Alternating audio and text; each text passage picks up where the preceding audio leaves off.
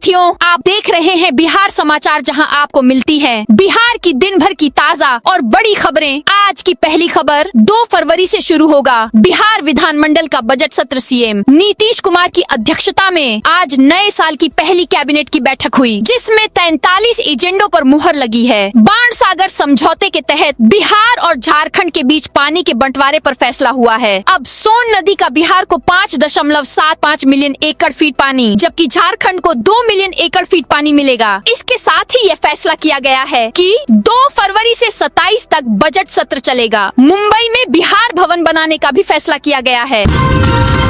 नासिक की तर्ज पर म्युनिसिपल बॉन्ड जारी करेगा नगर निगम। पटना नगर निगम नासिक की तर्ज पर म्युनिसिपल बॉन्ड जारी करेगा। निगम एक ऐसे आत्मनिर्भर पटना की कल्पना कर रहा है जहां तकनीक और बुनियादी ढांचा साथ साथ आगे बढ़े। इसके लिए करीब 200 करोड़ रुपए तक का म्युनिसिपल बॉन्ड जारी करने का प्रस्ताव पास किया गया है। राजधानी की बढ़ती आबादी और शहरीकरण की जरूरतों को देखते हुए नगर निगम अपने वित्तीय स्रोतों का विस्तार करना चाहता है, ताकि शहर को आधुनिक और स्मार्ट बनाया जा सके।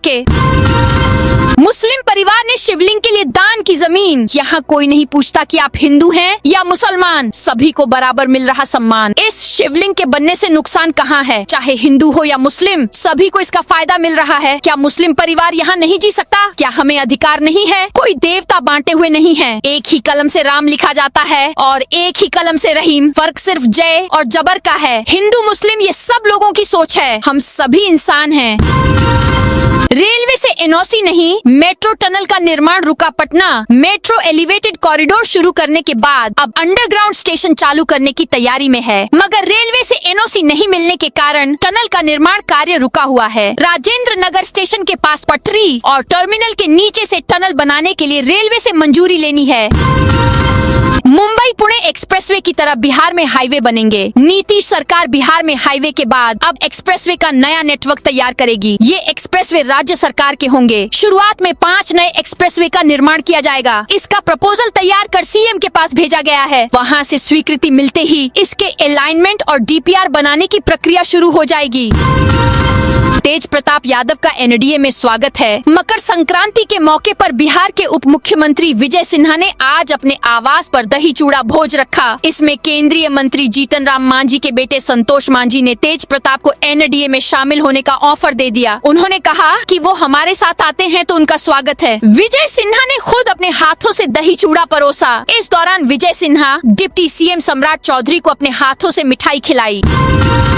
जेपीयू स्नातक पार्ट 3 की विशेष परीक्षा शेड्यूल जारी। छपरा स्थित जयप्रकाश विश्वविद्यालय जेपीयू के परीक्षा विभाग ने स्नातक पार्ट 3 की विशेष परीक्षा शेड्यूल जारी किया। परीक्षा का शेड्यूल जारी कर दिया है। यह परीक्षा 17 जनवरी से शुरू होकर 31 जनवरी तक चलेगी। इसका उद्देश्य छात्रों को सत्र नियमित करने का अंतिम अवसर प्रदान करना है। मधेपुरा में 300 किलो प्रतिबंधित प्लास्टिक जब्त। मधेपुरा नगर परिषद क्षेत्र में प्रतिबंधित प्लास्टिक के उपयोग पर रोक लगाने के लिए नगर परिषद द्वारा लगातार कार्रवाई की जा रही है। इसी क्रम में सोमवार को स्टेशन रोड स्थित आजाद ट्रांसपोर्ट के गोदाम में छापेमारी अभियान चलाया गया। इस दौरान करीब 300 किलोग्राम काले रंग का प्रतिबंधित पॉलीथीन बरामद किया गया। साथ ही 5000 रुपए का जुर्माना भी लगाया गया। जब्त किया गया पॉलीथीन 51 माइक्रोन मोटाई का पाया गया, जो सरकार द्वारा पूरी तरह प्रतिबंधित है। जयनगर हावड़ा एक्स की बोगी में फंसा पाइप। समस्तीपुर जंक्शन पर सोमवार रात बड़ा रेल हादसा टल गया। रेलवे लाइन के किनारे रखा लोहे का पाइप जयनगर से हावड़ा 13022 ट्रेन की बोगी से फंस गया। करीब 140 मीटर लोहे का पाइप ट्रेन की बोगी और प्लेटफॉर्म के बीच घिसटता रहा। पप्पू यादव बोले 27% दलित, 17% ईबीसी को 67% आरक्षण दें। पूर्णिया सांसद पप्पू यादव ने कहा कि राजपूत, भूमिहार, कोयरी, कुर्मी दलितों के बेटे और बेटियों से शादी करें। उन्होंने 27% दलित, SC ST और 17% ईबीसी को 67% आरक्षण देने की भी मांग की है। पप्पू यादव के बयान पर यूजर्स ने कहा कि अपने बेटा बेटी के शादी ब्याह से शुरू करें, ताकि संदेश दूर तलक जाए। दोस्तों, आपको मैं एक जीपीएस बता रही हूँ, जिसको आप अपने बाइक, ट्रैक्टर या किसी भी चीज में लगा सकते हो। गाड़ी चोरी होते ही आप इसे खुद ढूंढ सकते हो। अभी बड़ी छूट मिल रही है। यह 6000 का आता है, पर अभी लेने पर मात्र 1250 रुपए में मंगा सकते हो, जिसे आप लाइव अपने फोन में लोकेशन देख सकते हो, आपकी बाइक कौन होते हो, अलर्ट भी आ जाएगा। ये बहुत छोटा है, आप इसी की भी छिपा सकते हो। इसमें बैटरी आती है जिससे इंजन बंद भी होगा। आपको लोकेशन मिलेगी। अभी छूट मिल रही है तो नीचे जो जीपीएस के फोटो पर क्लिक कर ऑर्डर करे, बाद में रेट बढ़ेगी। सोनपुर स्टेशन पर अमृत भारत योजना के तहत विकास कार्य पूर्व मध्य रेलवे के सोनपुर मंडल अंतर्गत सोनपुर स्टेशन पर अमृत भारत स्टेशन योजना के तहत यात्री सुविधाओं का तेजी से विकास किया जा रहा है। इसका उद्देश्य यात्रियों को आधुनिक, सुरक्षित और विश्व स्तरीय सुविधाएं प्रदान करना है, जिससे स्टेशन का समग्र स्वरूप आधुनिक बने और आवागमन सुगम हो।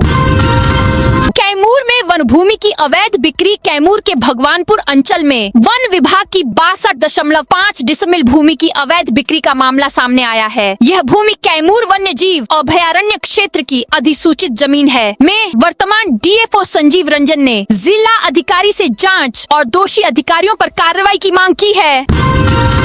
मिथिलांचल से बेगूसराय पहुंची कांवड़ यात्रा। सावन के महीने में भारत के अलग अलग हिस्सों में होने वाले कांवड़ यात्रा खूब चर्चा में रहती है, लेकिन माघ महीने में बिहार से झारखंड तक की कांवड़ यात्रा भी कम चर्चित नहीं है। यह 200 किलोमीटर से अधिक की यात्रा भारत की सबसे लंबी कांवड़ यात्रा मानी जाती है। पहाड़ों पर हो रही बर्फबारी से हाड़ कंपाने वाली ठंड में लोग परेशान हैं। लोगों का घर से निकलना मुश्किल है। क्या अनंत सिंह को हाईकोर्ट से मिलेगी जमानत? सुनवाई जल्द। दुलारचंद कांड में जेल में बंद जदयू विधायक अनंत सिंह अब हाईकोर्ट की शरण ली है। सिविल कोर्ट से बेल रिजेक्ट होने के बाद बाहुबली ने 24 दिसंबर को हाईकोर्ट में अर्जी दी थी। इस मामले में इस हफ्ते ही सुनवाई हो सकती है। पटना हाईकोर्ट के न्यायमूर्ति अशोक कुमार पांडेय के कोर्ट में मामला लिस्टेड है। हालांकि सुनवाई की तारीख अभी तय नहीं हुई है। विकसित बिहार के लिए सीएम यात्रा पर निकल रहे हैं। बिहार सरकार के उद्योग एवं पथ निर्माण मंत्री दिलीप जायसवाल सोमवार को दरभंगा पहुंचे। इस दौरान पार्टी के कार्यकर्ताओं से मिले। मुख्यमंत्री की आगामी समृद्धि यात्रा राज्य में औद्योगिक विकास, निवेश, भूमि अधिग्रहण और युवाओं के रोजगार से जुड़े कई अहम बिंदुओं पर विस्तार से जानकारी दी। गोपालगंज में धूप निकलने से लोगों को मिली राहत। गोपालगंज में कई दिनों की कड़ाके की ठंड और घने कोहरे के बाद मंगलवार को मौसम में बदलाव आया। सुबह से ही आसमान साफ रहा और तेज धूप खिली, जिससे जिले वासियों को ठंड से बड़ी राहत मिली। धूप के प्रभाव से अधिकतम तापमान 19 से 22 डिग्री सेल्सियस के बीच रहने का अनुमान है। सुबह न्यूनतम तापमान 8 से 10 डिग्री सेल्सियस के आसपास दर्ज किया गया। अररिया का 14 जनवरी को 36वां स्थापना दिवस। अररिया जिला 14 जनवरी 2026 को अपना 36वां स्थापना दिवस मनाएगा। यह उत्सव मकर संक्रांति महोत्सव के साथ संयुक्त रूप से आयोजित किया जाएगा। बिहार सरकार के कला एवं संस्कृति विभाग और जिला प्रशासन अररिया के संयुक्त तत्वावधान में यह कार्यक्रम हाई स्कूल अररिया परिसर में होगा। इसकी तैयारियां जोर शोर से चल रही हैं। कैमूर सदर अस्पताल में दलालों पर सख्ती। कैमूर के सदर अस्पताल भभुआ में लंबे समय से सक्रिय दलालों की गतिविधियों पर रोक लगाने के लिए सिविल सर्जन डॉ चंदेश्वरी रजक ने सख्त रुख अपनाया है। अस्पताल परिसर में जगह जगह दलालों से सावधान लिखा पोस्टर लगाया गया है, ताकि मरीजों और उनके परिजनों को सतर्क किया जा सके। इसके साथ ही सुरक्षा व्यवस्था को और मजबूत करने के उद्देश्य से सिविल सर्जन ने सुरक्षा गार्ड्स के साथ विशेष बैठक कर आवश्यक दिशा निर्देश जारी किए हैं। खटारा स्कूली बसों पर लगेगी रोक। सुरक्षा की अनदेखी पर कार्रवाई तय। अब सड़कों पर पुरानी और जर्जर स्कूली बसें नहीं दौड़ेंगी। इन बसों से बच्चों को लाने ले जाने की अनुमति नहीं मिलेगी। शिक्षा विभाग ने जिला परिवहन विभाग के साथ मिलकर खटारा बसों पर रोक लगाने का फैसला लिया है। अभियान चलाकर सुरक्षा मानकों को पूरा नहीं करने वाली बसों को जब्त किया जाएगा। अब नई या 2-3 साल पुरानी स्कूली बसें ही चलेंगी। बसों में सुरक्षा मानक की अनदेखी करने वाले स्कूल प्रबंधकों पर कार्रवाई की जाएगी। वाहन को निजी या कॉमर्शियल में बदल सकेंगे। डीटीओ बिहार में अब निजी वाहनों का प्रयोग व्यावसायिक तौर पर इस्तेमाल करने की प्रक्रिया आसान कर दी गई है। किसी भी वाहन को निजी से कॉमर्शियल और कॉमर्शियल से निजी करने के लिए विभाग ने डीटीओ को अधिकार दे दिया है। परिवहन मंत्री श्रवण कुमार ने कहा कि कॉमर्शियल वाहन को निजी में तब्दील कर इस्तेमाल करना चाहते हैं तो उन्हें पहले फिटनेस सर्टिफिकेट लेना होगा। टैक्स में जो अंतर होगा उसे देना होगा। सहरसा में परिवहन विभाग ने की मुफ्त आँखों की जांच। सहरसा में मासिक सड़क सुरक्षा अभियान के तहत परिवहन विभाग ने मुफ्त नेत्र जांच और चश्मा वितरण शिविर का आयोजन किया। यह शिविर शहर के सदर अस्पताल, बस स्टैंड और रेलवे स्टेशन परिसर जैसे प्रमुख स्थलों पर लगाया गया। इस पहल का मुख्य उद्देश्य वाहन चालकों की आँखों की जाँच कर सड़क दुर्घटनाओं को कम करना है। शिविर में bike, e rickshaw, tempo, auto और अन्य व्यावसायिक वाहनों के चालकों ने बड़ी संख्या में भाग लिया।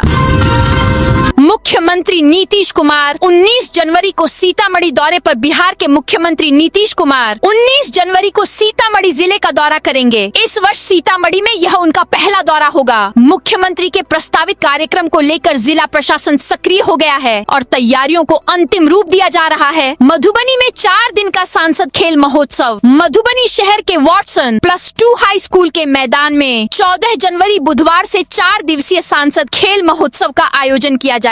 इसका आयोजन मधुबनी सांसद अशोक कुमार यादव द्वारा किया जा रहा है। सांसद के निकलते ही मकर संक्रांति भोज में हंगामा। जमुई में मकर संक्रांति के अवसर पर आयोजित दही चूड़ा भोज कार्यक्रम में सांसद अरुण भारती के जाने के बाद हंगामा हो गया। लोक जनशक्ति पार्टी रामविलास के कार्यकर्ताओं के बीच विवाद शुरू हो गया, जिससे कुछ देर के लिए अफरा तफरी मच गई। इस कार्यक्रम में एनडीए के कार्यकर्ता भी शामिल थे।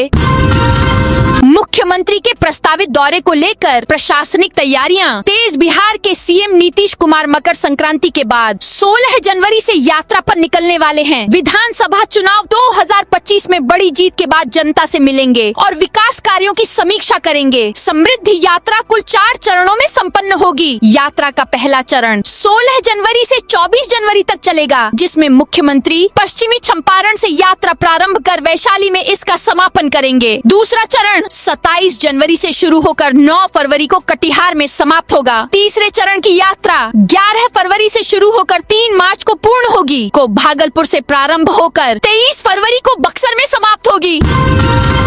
खगड़िया में गंगा 4 लेन पुल का काम फिर शुरू। खगड़िया में अगुवानी सुल्तानगंज गंगा 4 लेन पुल के गिरे हुए हिस्से का निर्माण कार्य लगभग 20 महीने बाद फिर से शुरू हो गया है। उत्तर बिहार को दक्षिण बिहार से जोड़ने वाली यह महत्वाकांक्षी परियोजना जून 2023 में हुए हादसे के बाद से ठप पड़ी थी। बांका की निर्मला को नेशनल जोनल में 3रा स्थान। बांका जिले के बौंसी प्रखंड स्थित निर्मला बालिका उच्च विद्यालय हरिमोरा की पाइप बैंड और ब्रास बैंड टीम ने राष्ट्रीय जोनल प्रतियोगिता में 3रा स्थान प्राप्त किया है। इस प्रतियोगिता में भारत के 14 राज्यों की टीमों ने भाग लिया था। केंद्र सरकार के द्वारा मिला नगद पुरस्कार। विद्यालय की छात्राओं ने अपने अनुशासन, तालमेल और संगीत कौशल से निर्णायकों को प्रभावित किया। उनके उत्कृष्ट प्रदर्शन के लिए केंद्र सरकार द्वारा विद्यालय को नकद राशि से सम्मानित किया गया है।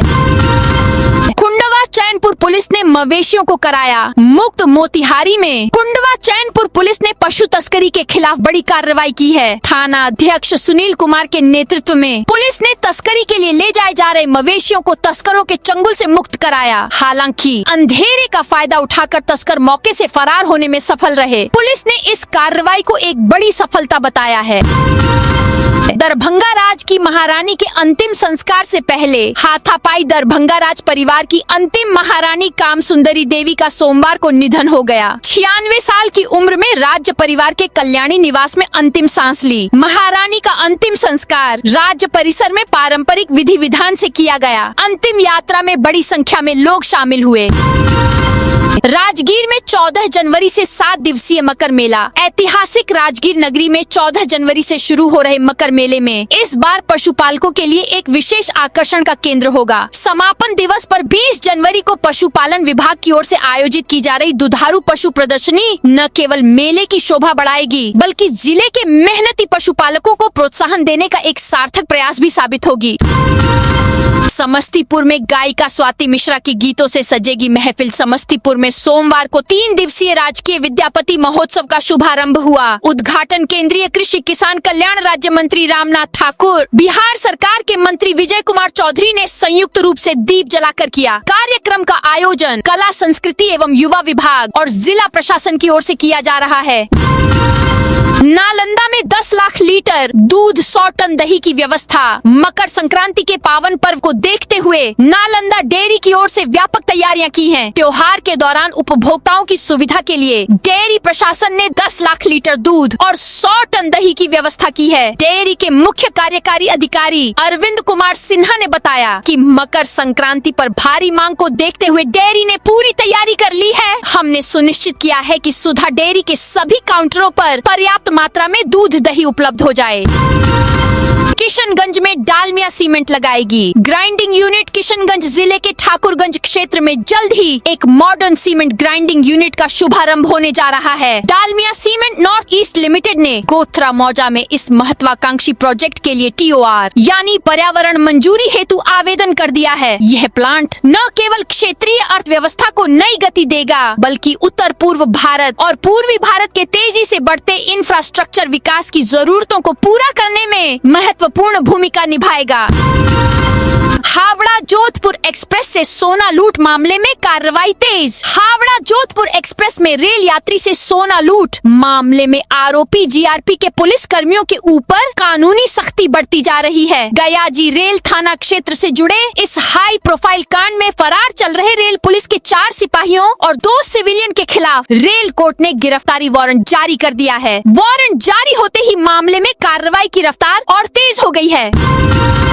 सहरसा स्टेशन पर एस्केलेटर जनवरी में होगा शुरू। सहरसा रेलवे स्टेशन के प्लेटफॉर्म नंबर 1 पर इसी महीने एस्केलेटर की सुविधा यात्रियों के लिए शुरू होने की पूरी उम्मीद है। इससे बुजुर्गों, दिव्यांगों, बीमार महिलाओं और बच्चों को प्लेटफॉर्म बदलने में काफी सहूलियत मिलेगी। लंबे समय से इस सुविधा के चालू होने से यात्रियों में उत्साह है। अररिया निर्वाचन विभाग ने मतदाताओं को दी जानकारी। अररिया जिला प्रशासन के आधिकारिक फेसबुक पेज पर एक विशेष लाइव सत्र आयोजित किया गया। इसमें अवर निर्वाचन पदाधिकारी अमर कुमार ने मतदाताओं को निर्वाचन विभाग द्वारा प्रदान की जाने वाली विभिन्न सुविधाओं की विस्तृत जानकारी दी। इस कार्यक्रम का मुख्य उद्देश्य नए मतदाताओं को जागरूक करना और मतदाता सूची में नाम जुड़वाने, सुधार या हटाने की प्रक्रिया को सरल बनाना था। पूर्णिया में आज से स्कूल कोचिंग की टाइमिंग बदली। पूर्णिया में कड़ाके की ठंड को देखते हुए आज से सरकारी और प्राइवेट स्कूलों के साथ ही कोचिंग क्लास की टाइमिंग में बदलाव किया गया है। DM अंशुल कुमार ने ये आदेश 1 से 12वीं के स्कूलों, आंगनबाड़ी केंद्रों, प्री स्कूलों और कोचिंग क्लासेस के लिए जारी किया है। टाइमिंग बदलकर सुबह 10:30 से दोपहर 3:30 कर दी गई है। ये आदेश 17 जनवरी तक लागू रहेगा। बिहार में नगर निगम नगर पंचायत भ्रष्टाचार का अड्डा। पूर्णिया सांसद पप्पू यादव ने नगर निकायों के कामकाज और मेडिकल सेक्टर में चल रही कथित मनमानी को लेकर खुलकर हमला बोला है। सांसद ने कहा कि पूर्णिया ही नहीं, पूरे बिहार में नगर निगम और नगर पंचायत भ्रष्टाचार का अड्डा बनते जा रहा है। जनता के पैसे और गरीब मरीजों की मजबूरी से खेलने वालों को किसी भी हाल में बख्शा नहीं जाएगा। नवादा में 15 जनवरी को लगेगा रोजगार कैंप। नवादा में 15 जनवरी को एक दिवसीय रोजगार कैंप का आयोजन किया जाएगा। जिला नियोजनालय सह मॉडल कैरियर सेंटर नवादा द्वारा संयुक्त श्रम भवन सरकारी ITI के प्रांगण में यह कैंप लगेगा। यह जानकारी जिला नियोजन पदाधिकारी सुनील कुमार सुमन ने दी। सभी वाहन चालकों को यातायात नियमों का पालन करना जरूरी। DM अंशुल कुमार ने समाहरणालय परिसर से राष्ट्रीय सड़क सुरक्षा माह 2026 के अवसर पर 10 जागरूकता रथ को हरी झंडी दिखाकर जन जागरूकता के लिए रवाना किया गया। रथ के रवाना से पूर्व DM सहित सभी अधिकारियों ने यातायात नियमों का पालन करने की शपथ ली। बक्सर में 13 जनवरी को लगेगा जॉब कैंप। 20 पदों पर होगी सीधी भर्ती। बक्सर के बेरोजगार युवाओं के लिए रोजगार का एक महत्वपूर्ण अवसर सामने आया है। इस जॉब कैंप के माध्यम से निजी क्षेत्र की प्रतिष्ठित कंपनी में युवाओं को सीधे रोजगार का मौका मिलेगा। जिला नियोजनालय ने जिले के युवाओं से इस अवसर का अधिक से अधिक लाभ उठाने की अपील की है। छेवाड़ा में फार्मर रजिस्ट्रेशन अभियान तेज। शेखपुरा जिले के छेवाड़ा प्रखंड क्षेत्र में फार्मर रजिस्ट्रेशन अभियान तेज कर दिया गया है। किसानों को सरकारी योजनाओं का सीधा लाभ दिलाने के उद्देश्य से राजस्व कर्मियों और कृषि सलाहकारों द्वारा घर घर जाकर पंजीकरण किया जा रहा है। इस दौरान किसानों की फार्मर ID भी बनाई जा रही है। औरंगाबाद सदर अस्पताल में इलेक्ट्रोलाइट थायराइड की जांच जल्द होगी। बिहार की NDA सरकार राज्य के सभी जिला अस्पताल अस्पतालों में स्वास्थ्य सेवा बेहतर करने के प्रयास में जुटी हुई है। सरकार की ओर से सबसे पहले राज्य के मॉडल अस्पतालों में कई महत्वपूर्ण जांच की सुविधा देने की पहल की जा रही है। उसी पहल के अंतर्गत अब सदर अस्पताल में इलेक्ट्रोलाइट और थायराइड की जांच की एक सुविधा शुरू की जाएगी, लेकिन सबसे पहले इलेक्ट्रोलाइट की जांच की सुविधा शुरू की जाएगी। इसको लेकर अस्पताल प्रबंधक प्रफुल्लकांत निराला ने सोमवार को सेंट्रल पैथोलॉजी लैब का निरीक्षण किया और इस संदर्भ में लैब इंचार्ज के एन शुक्ला से चर्चा की। नवादा में डीएम ने की विभागीय समीक्षा बैठक। नवादा जिला में सुशासन, डिजिटलीकरण और जन केंद्रित प्रशासन को मजबूती देने के उद्देश्य से सोमवार को डीआरडीए सभागार में जिला स्तरीय समन्वय राजस्व एवं तकनीकी विभागों की महत्वपूर्ण समीक्षात्मक बैठक आयोजित की गई। बैठक की अध्यक्षता जिला पदाधिकारी रवि प्रकाश ने की। इस दौरान विभिन्न विभागों की प्रगति, योजनाओं के क्रियान्वयन, लंबित मामलों और आम जनता से जुड़ी समस्याओं के समाधान पर विस्तार से चर्चा की गई। युवा दिवस पर मेमू शेड गया को मिला सम्मान। गयाजी में युवा दिवस के मौके पर मेमू शेड गया के लिए गर्व का पल रहा। पूर्व मध्य रेल के डीडीयू मंडल अंतर्गत मेमू शेड गया में पदस्थापित senior section engineer Mohammad Ikramul Ansari को रेल सेवा का सबसे प्रतिष्ठित सम्मान अति विशिष्ट रेल सेवा पुरस्कार 2025 मिला। यह पुरस्कार नई दिल्ली में रेल मंत्रालय की ओर से आयोजित समारोह में केंद्रीय रेल मंत्री अश्विनी वैष्णव ने प्रदान किया। पूरे देश से केवल 100 रेल कर्मियों को यह सम्मान मिला, जिसमें गया मेमू शेड का नाम भी शामिल हुआ। मधुबनी डीएम ने दिए अंतर विभागीय मामलों के समाधान के निर्देश। मधुबनी के डीएम आनंद शर्मा की अध्यक्षता में सोमवार को डीआरडीए सभा कक्ष में एक महत्वपूर्ण समीक्षा बैठक आयोजित की गई। इस बैठक में सभी विभागों के वरीय पदाधिकारियों ने भाग लिया। डीएम ने अंतर विभागीय समन्वय और कार्यालय गतिविधियों की समीक्षा करते हुए विकास कार्यों में तेजी लाने के लिए आपसी समन्वय से मामलों के त्वरित समाधान का निर्देश दिया। नवादा डीएम ने प्रधान लिपिकों की बैठक ली। नवादा जिला पदाधिकारी रवि प्रकाश ने प्रधान लिपिकों और प्रभारी प्रधान लिपिकों की समीक्षा बैठक की। डीआरडीए सभागार में आयोजित इस बैठक में विभिन्न विभागों से संबंधित लंबित मामलों की विस्तृत समीक्षा की गई। जिलाधिकारी ने सभी लंबित मामलों का शीघ्र निष्पादन करने का निर्देश दिया। मधुबनी में प्रतिबंधित दवाएं जब्त, कई दुकानें सील। मधुबनी जिलाधिकारी आनंद शर्मा के निर्देश पर सोमवार को जिले के सभी अनुमंडलों में नशीली दवाओं और मादक पदार्थों, विशेषकर सूखे नशे के खिलाफ व्यापक जांच अभियान चलाया गया।